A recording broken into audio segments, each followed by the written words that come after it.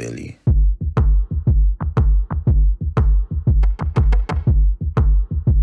Bonjour à tous, j'ai le plaisir de vous retrouver aujourd'hui pour une nouvelle vidéo. J'avais pour intention de vous faire un haul unboxing de certains de mes achats, en particulier de chez Sephora, mais pas que. Et puis je me suis finalement décidée à vous faire découvrir ces produits directement en action. Donc pour certains ce sera en crash test, pour d'autres je commence juste à les tester, donc je vais faire l'application avec vous. Donc on va commencer tout de suite, comme vous le voyez je suis fin prête à recevoir certains produits et on va commencer tout de suite par la base. Je vais crash tester, je me suis commandé la nouvelle base de chez Dior Backstage qui est une teinte universelle et en termes d'attente, on va dire, elle promet un effet floutant illuminateur et repulpant instantané, hydratation 24 heures. Donc je ne l'ai pas ouverte, je ne l'ai pas testée, rien du tout, je vais le faire avec vous. Donc il s'agit du même packaging que le fond de teint que je connais déjà et que j'aime beaucoup. Le packaging est très joli, la teinte est blanche mais un petit peu holographique. Donc on va tester ça, je vais venir l'appliquer sur la totalité de mon visage. Et je viendrai y apporter un petit complément, vous verrez après.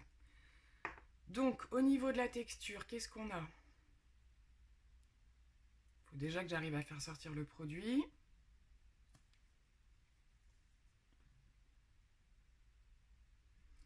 Donc on a une texture comme ceci. Donc déjà j'aime bien au niveau de la texture.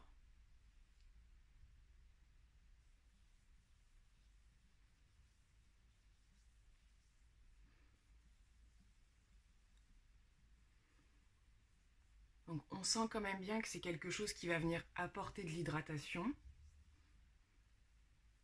Il y a une petite sensation de fraîcheur. Donc j'ai commencé à avoir quelques retours concernant cette base. Les gens n'ont pas l'air transcendés non plus. Mais à voir. Donc là je ne sais pas si en une seule application je vais pouvoir me rendre compte. Donc déjà en termes d'application complète sur le visage, bon j'ai pas eu de problème de bouloche ou quoi que ce soit. Je vois que mon teint est un petit peu unifié. Effectivement, il y a une petite... ça vient créer de manière générale un teint un petit peu plus flouté, on va dire. C'est très léger, hein, faut pas non plus... Et je n'ai quasiment pas de brillance. Vous en voyez, mais c'est avec le retour de la lumière. Bon, écoutez, pour une première, je vais la laisser un petit peu sécher. En tout cas, l'odeur, ça sent super bon. La texture, moi j'aime beaucoup ce genre de texture là, c'est entre le gel et la crème. Il n'y a pas d'effet... je ressens pas d'effet silicone par contre, comme certaines peuvent le faire. Mais effectivement, c'est venu quand même unifier, on va dire, là où j'avais des brillances, là où j'en avais pas, c'est plus régulier. Donc, je vais la laisser sécher un petit peu et en attendant, je vous présente le prochain produit que je vais crash tester. C'est un produit dont j'attendais la sortie depuis pas mal de temps et je ne le voyais pas arriver, donc ça commençait à me désespérer. Et je suis passée dans mon Sephora pour d'autres raisons et je suis tombée dessus. Il s'agit du Poreless de chez Clarins. Donc il s'agit d'une petite gomme pore et matité, toute peau. Donc c'est un petit stick que j'ai vu passer pas mal, alors beaucoup sur Instagram, en particulier au niveau du Québec parce qu'ils reçoivent les produits avant nous. Donc je vous montre un petit peu comment ça se présente. Voilà, on a un petit capuchon de sécurité. Et c'est un stick comme ça qui se présente rose. Donc je vais venir l'appliquer en complément de la base Backstage, là où mes pores me posent le plus de problèmes. Puisque quand même la base Backstage est quand même bienvenue. Je vois vraiment que mon teint est plus régulier, j'ai encore des pores apparents. Hein. Et donc je vais venir les combler, essayer avec ce petit stick. J'espère que c'est assez sec. Alors on va essayer de faire ça là où c'est le plus visible. Je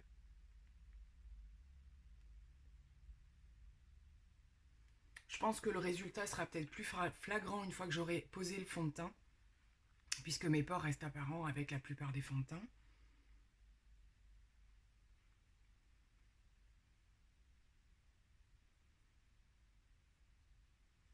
Alors, je ne saurais pas encore vous dire, par exemple, pour faire un point de comparaison avec mon petit, ma petite pâte de chez Bourjois que je vous ai maintes et maintes fois présentée, celle-ci. Où là, vraiment, on a un effet instantané. Hein, c'est vraiment quelque chose qui vient vraiment boucher les pores. Je pense qu'on est sur le même principe, sauf que c'est pas la même texture. Mais effectivement, il y a une apparence lisse là où je viens l'appliquer. Je vais en remettre un peu sur le menton.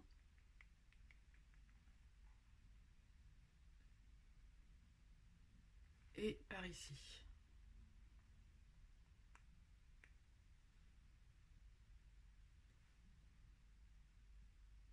Je ne sais pas si vous l'apercevrez autant que moi, mais effectivement, ça vient bien se mettre là où il y a des petites zones. Là, je ne sais pas si vous voyez, j'avais un premier trait un peu apparent. Les premières rides qui apparaissent, hein, on est d'accord. Donc là, j'en ai pas mis. Et on voit bien que c'est venu lisser le milieu. Donc je pense que ce produit peut être franchement pas mal. À voir si je l'associe, parce qu'il y a des jours aussi où je ne mets pas de base. Et je peux simplement venir mettre ça. Les journées où il fait chaud, des choses comme ça, où j'aime pas mettre des couches et des couches. Donc écoutez, je pense que c'est un bon petit produit aussi. Et voilà, là j'ai vraiment mis les deux parce que je voulais vous présenter les deux. Mais je pense qu'ils peuvent très bien marcher l'un sans l'autre.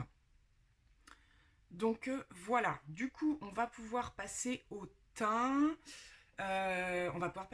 J'en profite, alors certaines l'auront vu sur Instagram, mais lors de mon passage chez Sephora, j'étais intriguée par la sortie du nouveau fond de teint de chez Benefit, qui s'appelle, je crois, toujours le Hello Happy, mais dans une version différente. Il est sorti en flacon pompe et il a des caractéristiques un petit peu différentes, il est plus couvrant. Voilà, donc j'avais demandé un échantillon et je vous l'ai fait, pour celles qui l'auront vu, je l'ai passé une journée en crash test sur Instagram et je me suis dit que j'allais le refaire ici, puisque du coup il fait partie des nouveaux produits que je teste, donc je vais le réappliquer aujourd'hui. Donc elle m'a donné un petit pot rempli comme ça, du coup je vais pouvoir faire 2-3 maquillages et je vais venir l'appliquer, je pense que c'est assez sec. Donc je vais vous montrer qu'en termes de couvrance, pour celles qui connaîtraient le petit, je dis le petit parce que le packaging est petit, le petit carré là, Hello Happy, vous allez voir tout de suite qu'à l'application, on a quelque chose de plus couvrant. Voilà, rien que quand je commence à l'étaler, on voit quand même. Donc voilà, je pense que vous vous en rendrez compte, on a quand même une partie beaucoup plus couvrante que ne l'était le précédent. Le précédent, moi je l'ai quand même bien aimé, je le remets de temps en temps, dans le sens où j'aime beaucoup, quand j'ai pas trop d'imperfections à cacher, il vient faire vraiment une jolie peau. Il vient flouter l'apparence des pores, lisser les irrégularités, sans complètement les camoufler, mais j'avais bien aimé ce principe. Donc celui-là a quand même un truc en plus, donc du coup je passe à la deuxième partie. Bon écoutez, voilà, la pose est... La première couche est terminée, je suis en train de me tâter à en mettre une petite deuxième, là où j'ai le plus de marques, mais je sais même pas si ça va être nécessaire. Donc la première fois que je l'ai testé, je n'avais pas mis la même base. Donc là, ça me permet de voir aussi si la base Backstage... Je vois tout de suite une différence, hein, je vous le dis tout de suite par rapport à la dernière fois où je l'ai appliqué. Je le trouve encore plus couvrant que la dernière fois. Donc est-ce que c'est un effet... J'ai le Poreless de Clarins là qui est bienvenu, je pense, unifié. Hein. Franchement, ça me faisait pas ça l'autre jour. On voyait toujours en apparence quand même mes pores et mes marques. Et là, on les voit rudement moins. Donc je pense que l'association et de la base Backstage et du Poreless, là, c'est bien... Je vois pas l'intérêt de mettre une deuxième couche pour le coup. Alors, ce que j'ai observé quand j'ai appliqué ce fond de teint, c'est qu'il change. C'est-à-dire qu'il faut le laisser poser. Parce que là, il fait très mat. Et c'est un fond de teint qui, au fur et à mesure des heures, évolue et commence à capter la lumière. C'est vraiment l'impression que j'ai eue la dernière fois.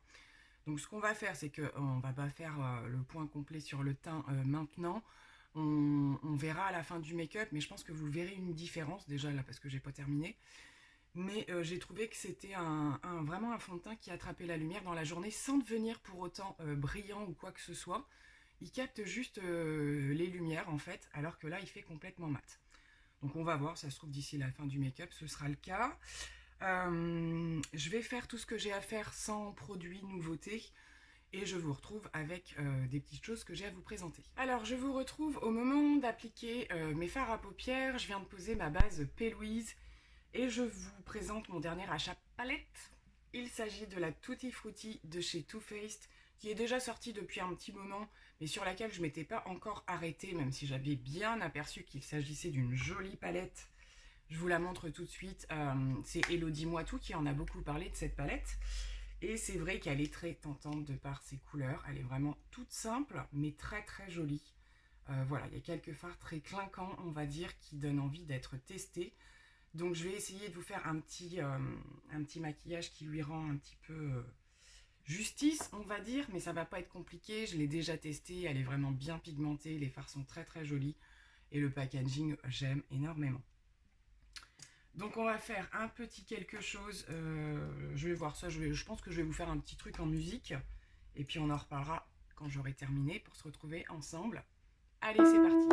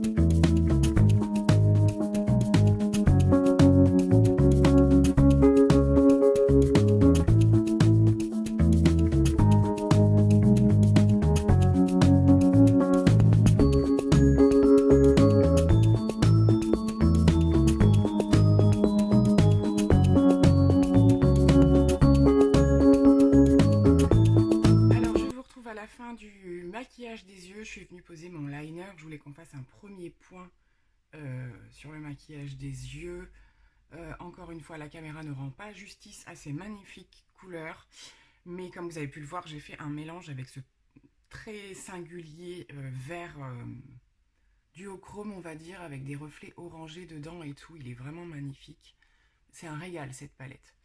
Donc je me suis arrêtée là et je voulais vous montrer concernant... donc j'ai fait mon ras de cils avec un petit peu de vert aussi, mais je vais venir apporter une petite touche de crayon et je suis passée chez Kiko, où je me suis pris aussi quelques petits produits, pas grand chose, mais je voulais reprendre leur crayon de la collection permanente, crayon muqueuse, ras de cils, ce genre de choses, et je suis partie sur deux petites couleurs comme ceci. Donc j'ai pris un marron et un vert et ils sont juste magnifiques parce qu'ils ont tous les deux des reflets, donc je pense que je vais appliquer un mélange des deux. Je vais voir ce que je vais faire, mais ils vont vachement bien avec la palette et les crayons Kiko sont plutôt bons en général. Donc je vais venir, je sais pas trop comment je fais.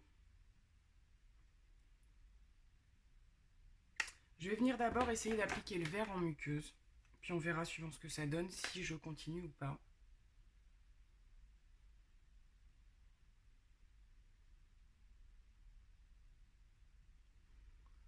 Donc vous voyez quand même il marque bien, on n'a pas un rendu de lumière de ouf, hein. Ouais, je vais rester sur le vert, je vais pas mettre le marron et je vais remettre une petite touche du vert de la palette. Je la trappe par-dessus le crayon qui a un peu dépassé pour estomper et je pense que ça devrait bien fonctionner.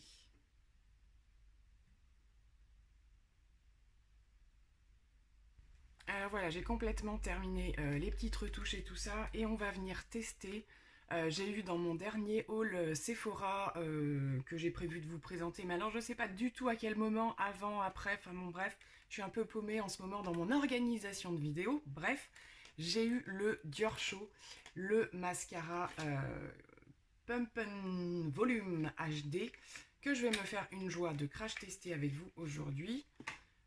Le packaging est très très joli. Et alors, si je prends goût à ce genre de mascara, on est mal barré. Donc, c'est une brosse avec des petits picots. Et on va venir appliquer ça.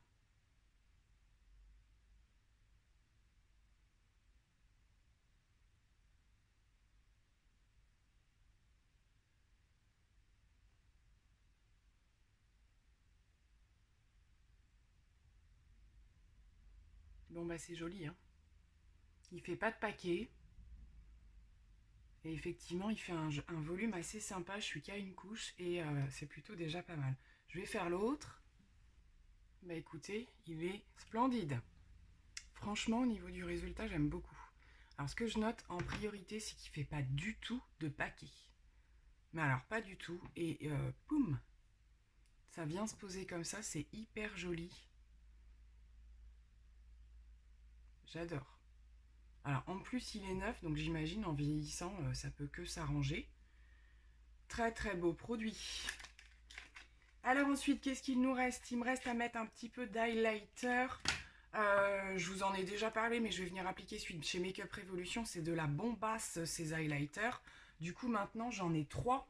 J'ai le blanc, un doré et un rose. Je vais mettre le doré aujourd'hui, ça correspondra plus à ce que j'ai en termes de maquillage. Comme ça me permet de vous montrer. J'adore en plus le packaging. Ça me permet de vous montrer tout de suite le résultat. Voilà.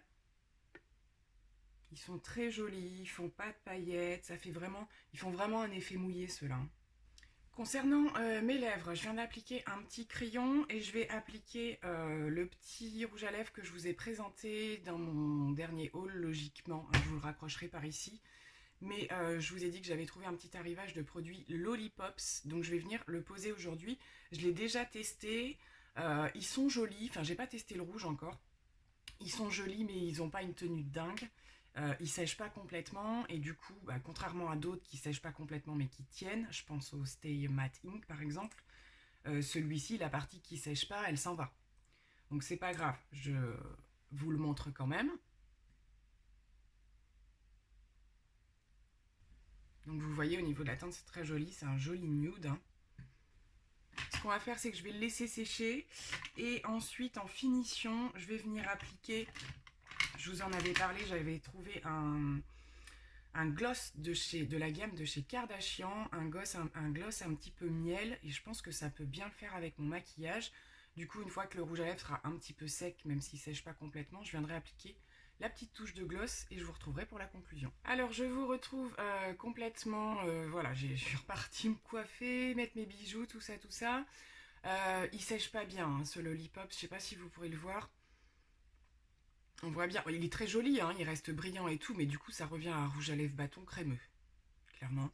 Je vais quand même essayer de le mélanger avec un petit peu du gloss miel Kardashian. Voir ce que ça donne, petite expérience.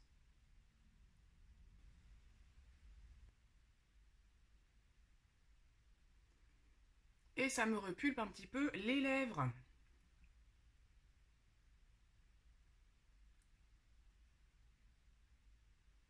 Je vous avais parlé de cette technique d'application du gloss en fait pour repulper de l'intérieur vers l'extérieur. C'est vrai que ça marche pas mal. Hein.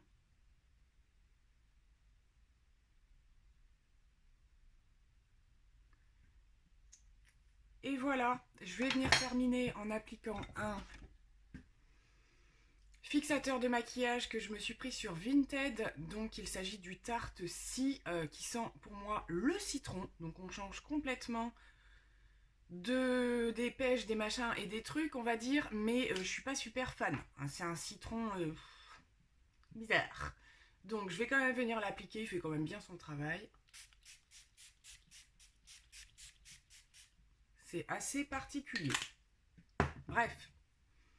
Donc écoutez, j'espère que cette petite vidéo de nouveauté vous aura plu. Ça faisait longtemps que j'avais pas fait ça. Je me suis dit plutôt que de faire un haul unboxing classique où je ne fais que présenter les produits avec des swatchs, je vais les poser. Donc bien entendu, excusez-moi pour les bruits aux alentours, je vais essayer de vous faire une petite vue soit en photo soit en vidéo autre du maquillage pour que vous voyez bien le rendu du teint et tout ça. Et comme je vous l'avais dit, on commence à voir au niveau du fond de teint la lumière apparaître. J'étais beaucoup moins, j'ai poudré, hein. J'avais moins de retour de lumière quand je l'ai posé, c'est ce que je vous disais pour le Benefit.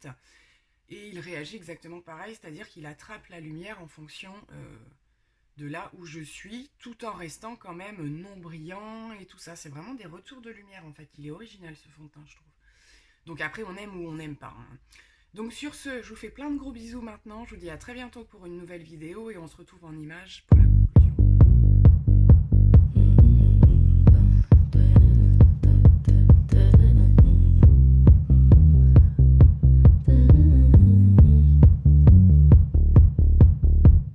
White shirt, now red, my bloody nose sleeping. You're on your tippy toes creeping.